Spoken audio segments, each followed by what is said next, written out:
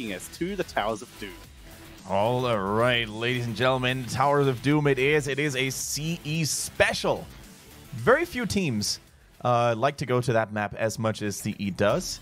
And let's see if their opponents RPG are going to be prepared. RPG, as you mentioned before, they are a little bit of a wonky factor, right? Sometimes they show up big time. Sometimes they just pick Nazebo and get dismantled in 10 minutes. Well then, we see the Maiev getting removed as our first ban of the game. Genji will certainly be removed somewhere, but it's going to start off with Diablo. This will mean RPG will likely ban out something else, as I assume they can. Actually, we've never seen them play Genji. I don't know if they can play Genji.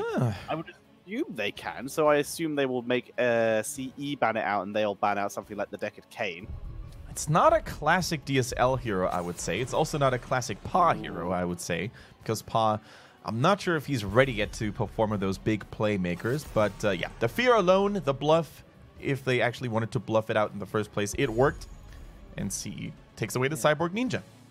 I am trying to think, because it was Melody C who played it back on SPT, back when DSL was playing. Yeah, DSL never played Genji. So, yeah, so that's interesting. That is very interesting. Good to know. Wait, are you 100% sure he's never played it? I'm not saying he's never played it, but he was definitely not the go-to Genji. Like, he was never the one who was like, oh, this guy's a really good Genji. We better ban it against him. All right, Xin Zhao. Phoenix is the first pick up, though. That's for PA. Very obvious picks there. Nothing too surprising. Right, alphabetical order for Xin Zhao. G. No, Greymane Gul'dan, no Genji. And Gal, so he's played all the Gs except for Genji. Yep. Didn't really play the Cyborg Ninja. Not too terrible of a fact to know here. And if I'm pretty sure if CE had to, I mean, they do have this information, right? But maybe, you know, something has changed. I mean, we already saw how much of a different hero pool DSL now uses to compared when he was known as Xin Zhao, back when heroes like Vala were, of course, more in the meta, but he's back on his lovely Sergeant Hammer, a hero that has been banned out almost every single time to this point right now. So the second Sergeant Hammer game we get to see today. How well can DSL make it work? Towers of Doom, by far not really the worst map for it. And that's going to be pretty effective here. Banning out all the warriors here, by the way. Ooh.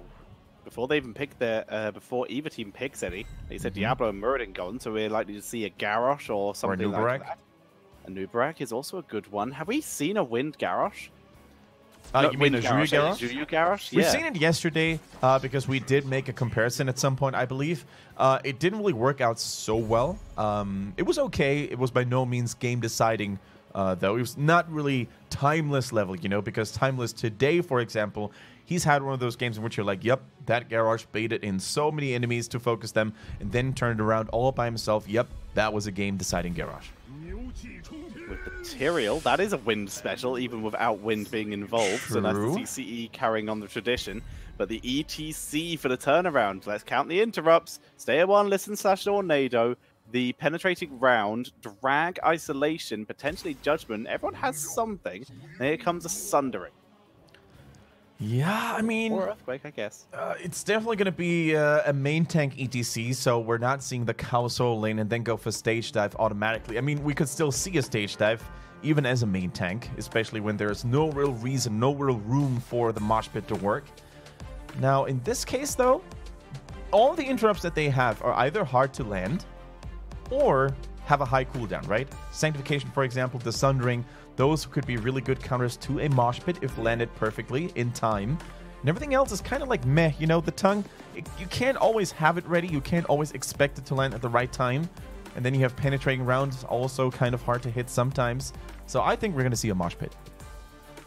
I would agree. I think even with the plethora of interrupts, like you said, there are opportunities to play around it.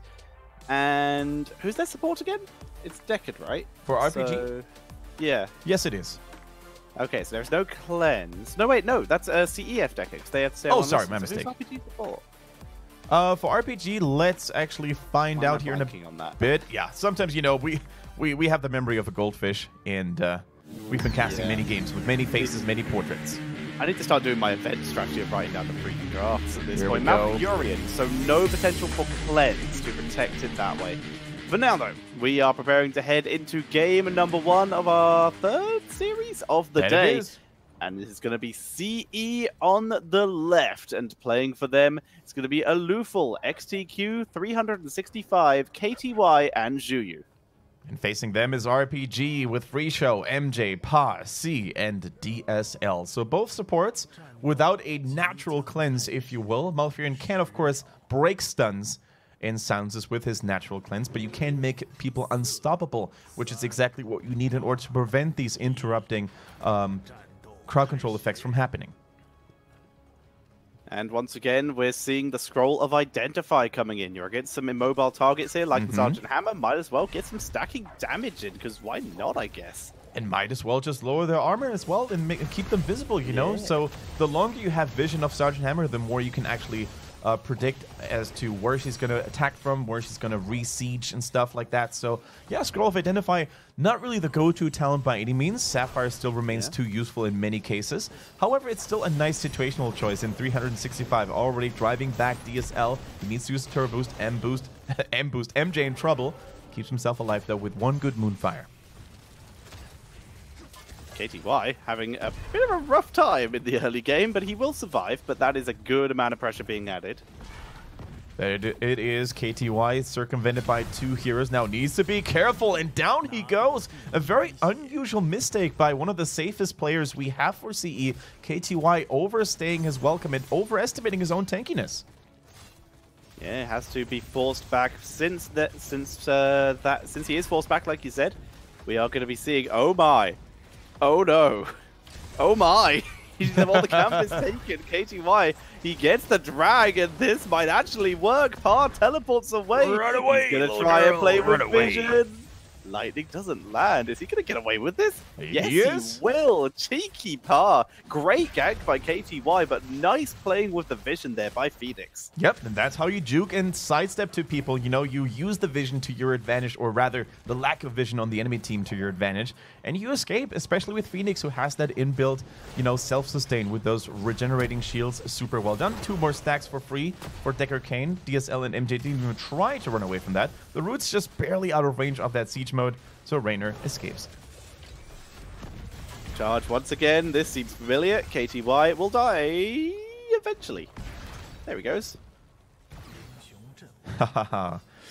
Well, top lane seems to be a hot location right now for KTY, and once again, it is very unusual to see him make that many mistakes, because what we label KTY oftentimes hold that thought. See here trying to make a little bit of a lockdown happen, but is aware of the fact that Zhuyu was already rotating and doesn't really fully commit to this. But yeah, the reason why it's so surprising for us to see KTY die twice in only 2 minutes is because he's oftentimes labeled as the pillar, as the rock, you know? He's not really the shiniest of players, but he's a very safe player. Normally, XCQ gets absolutely blown to pieces by that off-lane.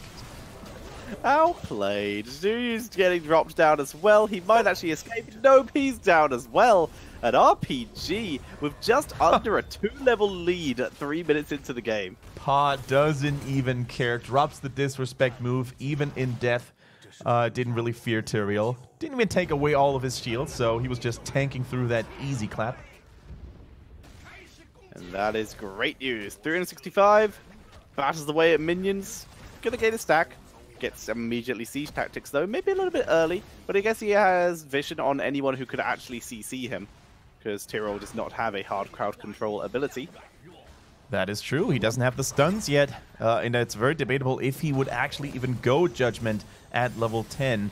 I mean, against Sergeant Hammer, it doesn't really have that much value. MJ, by the way, getting caught here by 3 members. DSL is trying to get a return kill onto XTQ. Use the turbo boost in the very right moment to escape, and I think Sergeant Hammer might be safe. With C's arrival, he is definitely safe. Nice peel, nice knockbacks, and now all of a sudden Tyrael needs to be a little careful here, not to overstay his welcome. Right timing and right direction as well. I do like that from the Sergeant Hammer DSL there. Able to, instead of boosting towards his gate where he would be body blocked and lose a little bit of that speed value, just boosts, denies some vision, gets to both of his frontliners who were able to peel for him. Raynor, by the way, didn't go for the Exterminator this time, so these mercenaries cannot be killed that easily by him. And even ETC there came in, trickling in, protecting those mercenaries with a nice knockback. Yeah, this time we do indeed see the ace in the hole for Raynor. Goes for his own source of additional slowing here with the unstable compound at level 7. But even without it, I think they would have had enough slows already. Decker Kane, Turvial, Eldrin's Might, and maybe even an Earthquake later on. So yeah, definitely enough enablers for the Raynor. It's a 6-kill game already, looking really good. Down goes Deckard, and down goes Malfurion. Both teams actually lose their healers. DSL boosting away. Phoenix comes in from the other side, but that makes it a 4 versus 1. As 4 versus 2, sorry. Are able to teleport away. C on the run. Can he escape? No, he can't. Good route by Thrall. Picks up the kill. Pretty bad timing to lose 2 members now if you're RPG, because 3 altars just have spawned, and look at Free Show. He's on the run right now. He's probably going to get harassed and interrupted by Zhu Yu. Let's see how long they can actually keep up that pace, though. CE, that is, because in 4 seconds, ETC will already be back here. Zhu Yu should really avoid taking unnecessary damage. DSL slowly but surely. The tank is hovering in. Shots will come in, and CE are closing the gap, but RPG still hold a lead, and as such will hit their level 10s first. We will be able to see if we do in fact get that mosh pit, or we'll see the stage dive, something to counter the global of the hacker. I'm pretty sure we're going to see mosh pit. Like, there's no Li Ming, there's no Muradin, for example, who can always have that last word, you know, when it comes to interrupting the mosh pit. DSL, Siege Tactics, unstoppable, by the way, 50 armor, anything more? Yep. He's going to tank through all that quite literally. See level 10 available now. Here is that mosh pit. Salvo the bunker. Napalm strikes we're already seeing being spammed out. Malfurion yet to pick. And you see him running forward. He was thinking about a quick pick Twilight Dream there. Side against it for the moment. Keeps holding on to his level 10.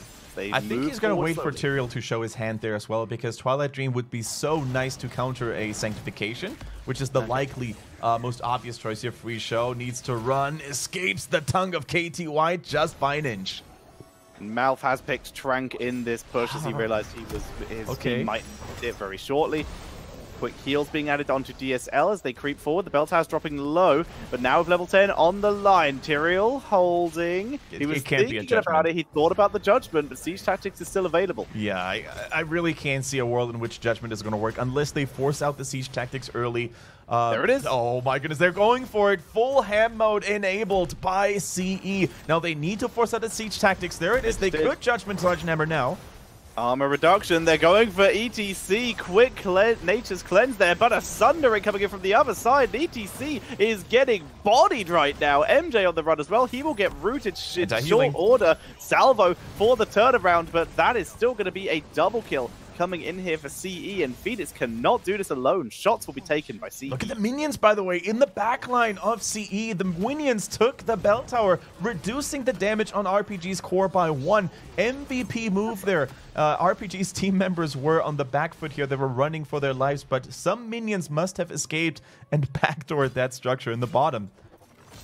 CE, though, they now have a lot of freedom to just try and take this back themselves. You're seeing a lot of that Scroll of Sealing with Scroll of Identify. It was completed, by the way, so that armor reduction is online, and we already saw that rain onto DSL several times. Bob Bell Tower is held for the moment, but only on half health. Yeah, and the good thing about this now, all of a sudden, is that, you know, Sergeant Hammer is probably one of the best heroes when it comes to defending these aggressive bell towers in the bottom. So, not really planned to have this sort of an advantage here, but an advantage nonetheless. And the Mercenaries, look at that timing as well. Mercenaries, Zappers have just spawned. DSL and C, they're starting this immediately. CE is all the way pushed back to the death zone here. 365, trying to scout the perimeter a little bit. Now, XCQ has great damage onto the keep, right? Sorry, onto the bell tower. So they should be able to actually capture it back quite handsomely soon. DSL, as C zoned out, DSL ate all of the damage, so as such he had to unsiege as he was eating all that sapper damage and had to relocate. But because XCQ and 365 were attacking him, he is able to move back in position, and there was no extra damage done to that bell tower. Now, what can they do with these sappers with the next altar already preparing to spawn? Holy Ground is not yet there yet for Tyrael because he still doesn't really have access to level 13. Holy Ground can always be a huge tool keeping those mercenaries away. The Lornado is trying to do the exact same thing. None of them has slipped through. 2 sappers made it their way in. 1 2 made it? 2 made it. 26 health on the core. Oh, was it because of that Lornado going in the wrong direction? I think so. It did push Hammer a little bit towards them. Good CC. Alufal is going to get chased down here by Par. In the meantime, Hammer and Malfurion still hold the point. Sundering has to be used by Alufal just to survive. Good route, actually. Prevent the charge. Judgment used on MJ, but he's tanking through it. DSL also still alive. The keep's still going.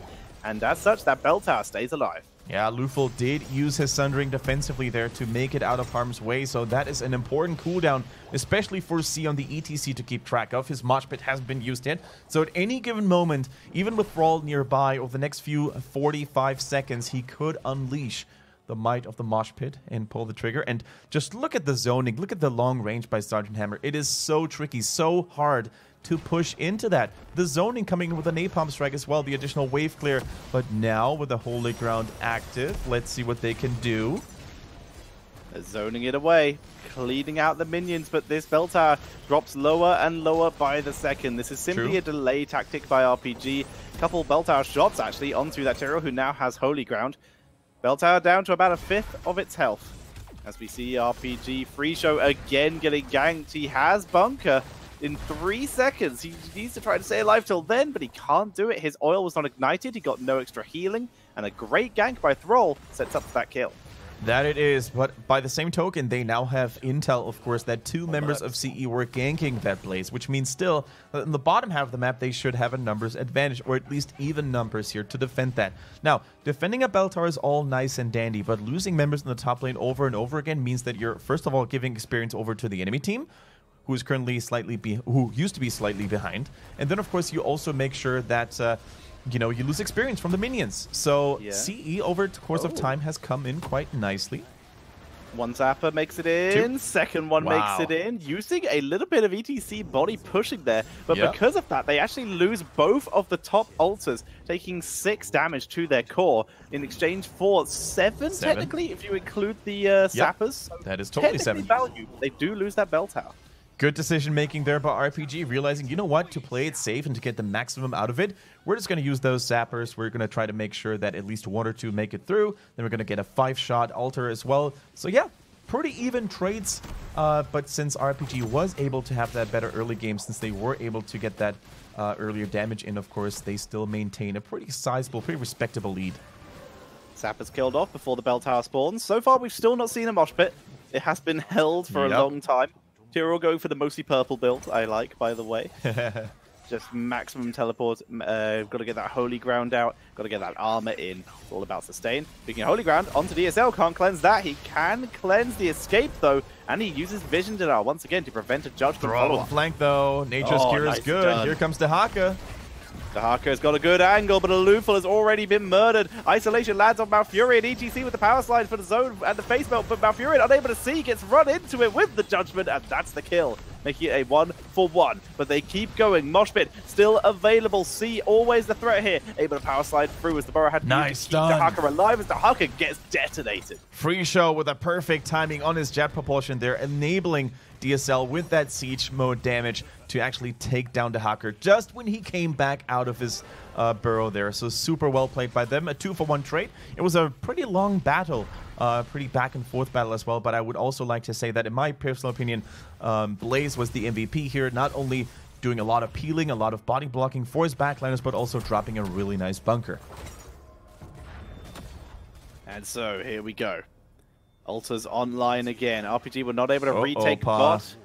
Par's in trouble. Sundering. That is aggressive. Root lands. Does he have TP? Yes, he does. Judgment still not available there, and he is able to pull.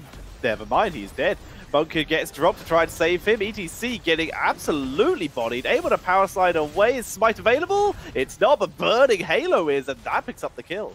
Yeah, Burning Halo, you got to get to maximum body distance here to really have that burn over the wall. It does not get impaired by structures whatsoever. So they trade those altars evenly. Still a core lead in terms of health by RPG, but they're starting to take some heavy blows where it hurts. They're losing heroes left, right, and center, especially that last that last Emerald Cube by Decker Kane was so good. It shuts down the value of ETC's proc rug, of the Malfurion heals as well. So yeah, the cow has to be really cautious as to where they engage. CE move up, find free show again. Does he have? Oh wow, it doesn't matter. Free He kill. gets taken out. But nothing I would have said there would have helped him against that. That was a lovely kill, but they used judgment for it. They used judgment for it, but hey, you know what they're going to get out of this? The boss here. They have good boss clearing speed. I think with Thrall, Raynor is currently not with them, so no additional damage provided by him, but they don't even need it. Turiel with the shields provides as a pseudo support in that case. And, you know, that is a juicy, juicy boss. However, that one-man Mosh locks down the Jimmy. Not even the Paint Them Red can save him out of this mess. And all of a sudden, RPG is probably going to get another bell tower in the bottom, and that was actually, in my opinion, a good trade for them. Reinforcements coming in, though. Tira with the Holy Ground is focusing on to Par as KTY pushes up top lane. Par is going to live this, but he's going in aggressively, actually.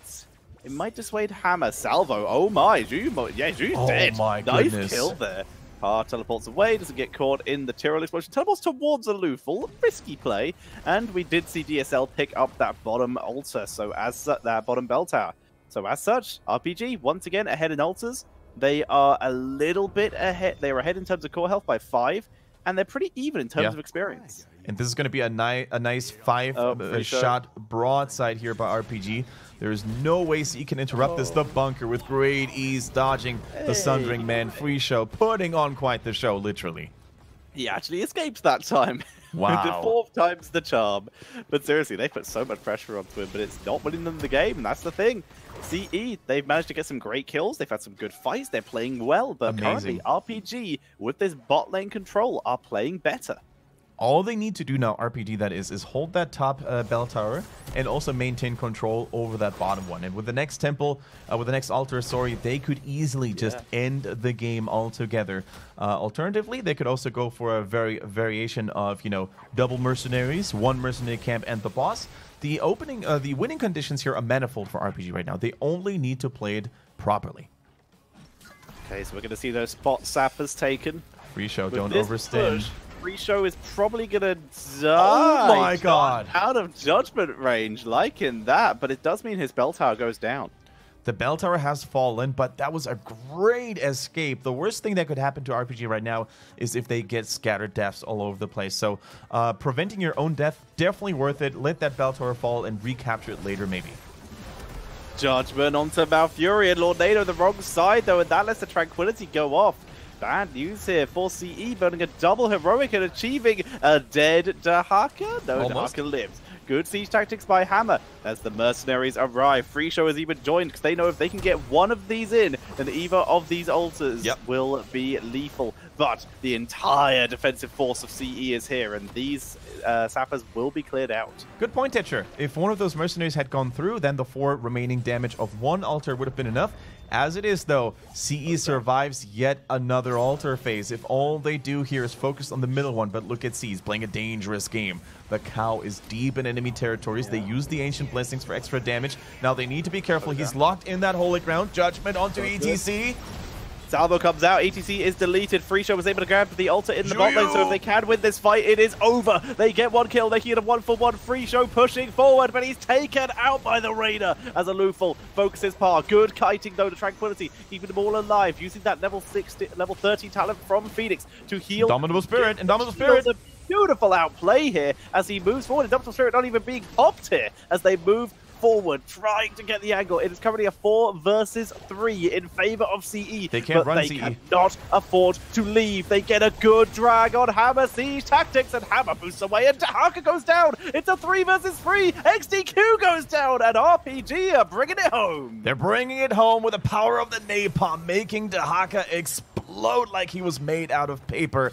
Only 365 and a Luful are trying desperately to keep them at bay. The lightning is good, but Phoenix is way better, my friend. Only the support is left for CE. He's desperately trying to make something happen, but even the feistiest of old men knows when it's time to stop telling stories. And without anyone left to interrupt that, RPG take game number 1 in glorious, spectacular fashion.